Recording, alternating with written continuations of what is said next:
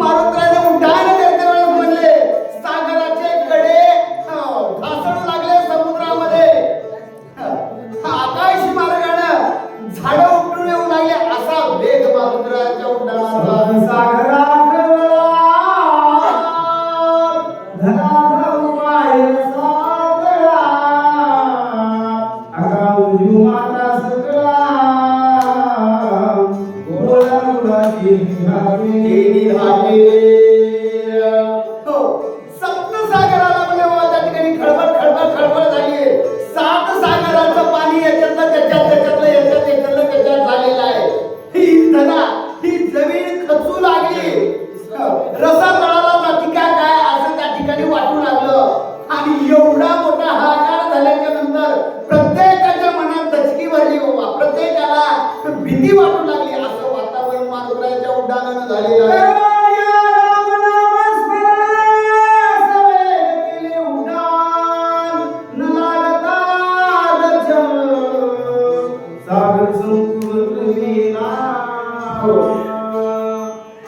काय केलं म्हणजे राम नामाचा मोठ्याने भूकार केला.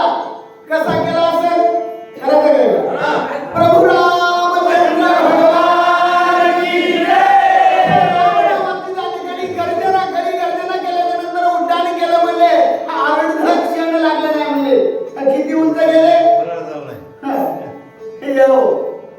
संपूर्ण त्या ठिकाणी सागर ओलांडून मारुतराय निघालेले आहे.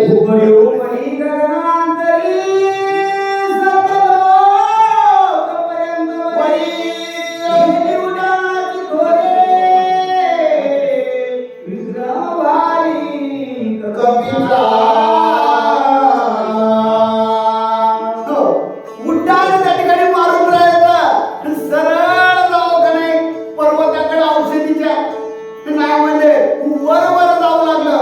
वर कुठपर्यंत गेलं सत्यलोकापर्यंत गेलं म्हणजे बाबा. सत्यलोकात कोण ब्रह्मदेव राहतात.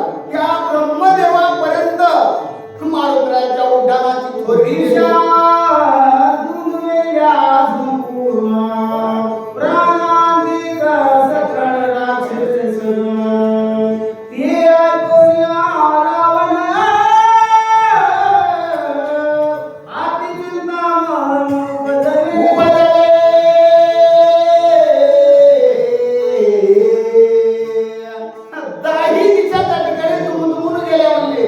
इतका मोठा आवाज झाला. जवळच लंका होती. त्या लंकेतल्या राक्षसांनी ऐकलं असावं. राक्षस त्या ठिकाणी भीती वाटू लागली राक्षसाला. ती बातमी म्हणजे रावणाच्या कानावर गेली. रावणाला काय वाटलं म्हणजे आणि उठविल्या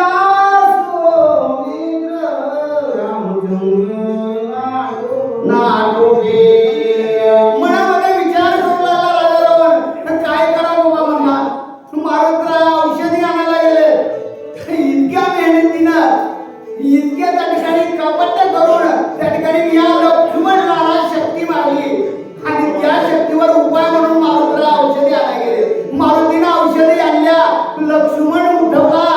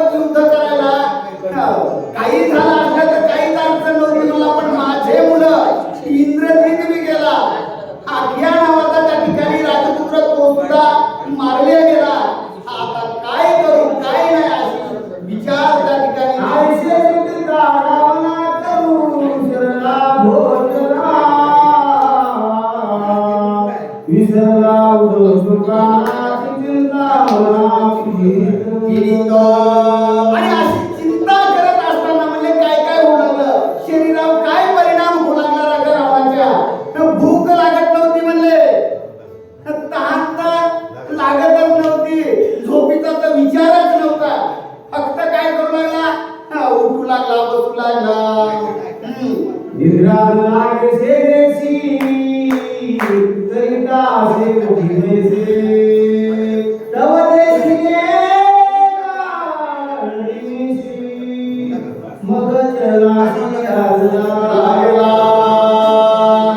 झोप येत नव्हती, उठू लागला, बसू लागला. अशी कृती करत असते वेळेस म्हणजे बाबा त्या ठिकाणी समोर काळदेवी नावाचा राक्षस पाहिला. पाहिल्याबरोबर त्या ठिकाणी पायाला लागलेला आहे.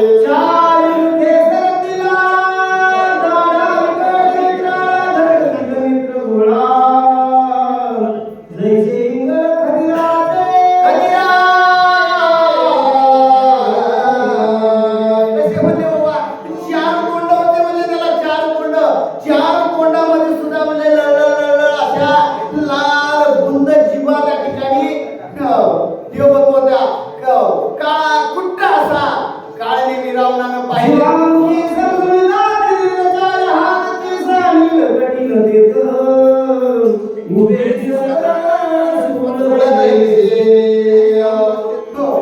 त्या ठिकाणी काळदेवीच्या शरीराच्या वर्णनाला आदळ्या करू लागले.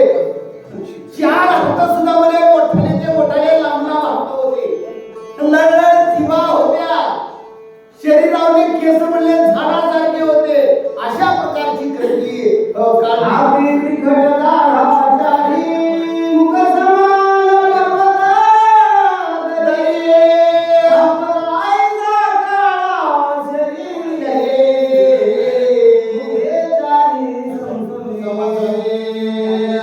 पर्वताच्या दरीसारखं त्या ठिकाणी त्याचं तोंड होतं म्हणले बाबा. आणि तेवढ्या तोंडामध्ये लढ त्या ठिकाणी जिभा, दाढा तशा तीक्ष्ण होत्या, खापरा एवढा काळा शरीरानं होता म्हणजे कलर त्याचा. असा काळदेवी राजा रावणानं पाहिला.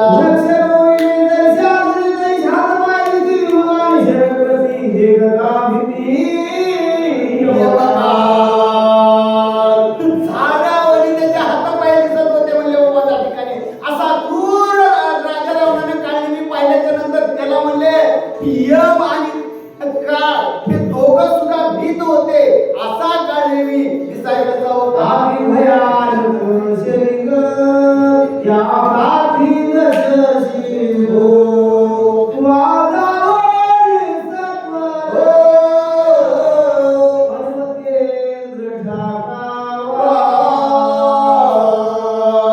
अशा काळदेवीला त्या ठिकाणी विनंती राजा रावण करू लागला. काय बोलू लागला, बाबा काळदेवी, तुला एक माझ्याकडून काम आहे, लवकर जाय. कुठं त्या पर्वतावर म्हणू लागला.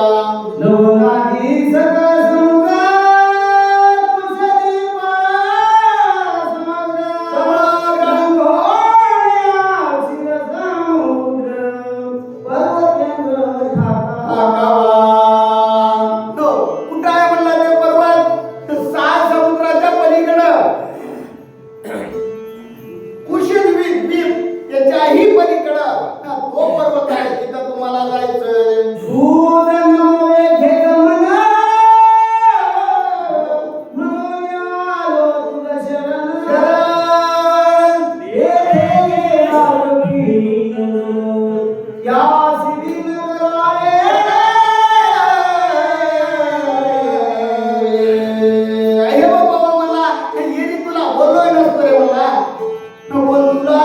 कामाचा आहे, मनापेक्षा जास्त वेग आहे म्हणजे तुला. असा असल्यामुळं त्या ठिकाणी तुला शरण आलो आणि लवकरात लवकर तिकडे जायचे म्हणला.